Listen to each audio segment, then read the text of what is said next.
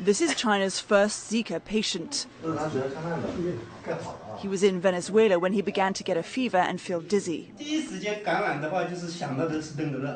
The symptoms made me believe that I had contracted dengue fever because Zika virus was only found recently.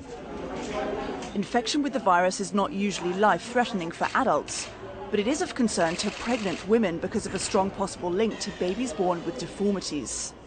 The latest outbreak of Zika began in Brazil 9 months ago. Health authorities are pushing to distribute more effective test kits to speed up diagnosis. They're also working on possible prevention. There is great optimism that we could develop this vaccine in less time than originally foreseen. We believe that within a year, we could have the vaccine in its developed form. But the World Health Organization says it's likely to be 18 months before a vaccine can go to large-scale trials.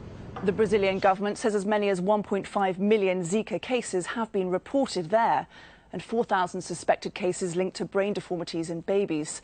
The virus has been detected all over the Americas. In Venezuela, for example, at least 70 people have been hospitalized.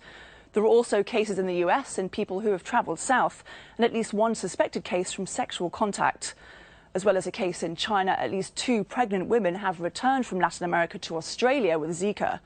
And there are 7,000 Zika cases recorded on the African island of Cape Verde, 100 of them in pregnant women. Doctors are closely monitoring them, but they've not yet seen any evidence of deformities in babies. He told me that it shouldn't be dangerous at this stage, but if I was closer to giving birth, it would be. Zika was first identified in Uganda in 1947, and people are worried about what would happen if this latest outbreak spread from Cape Verde to other parts of Africa. Well, potentially Zika can come and infect areas where the mosquito is present. So this is a very large portion of the world. It's all, it's about India, it's all the tropical area. On February the 1st, the WHO designated Zika a public health emergency. And since then, health authorities have stepped up their response to what's now a virus of international concern. Caroline Malone, Al Jazeera.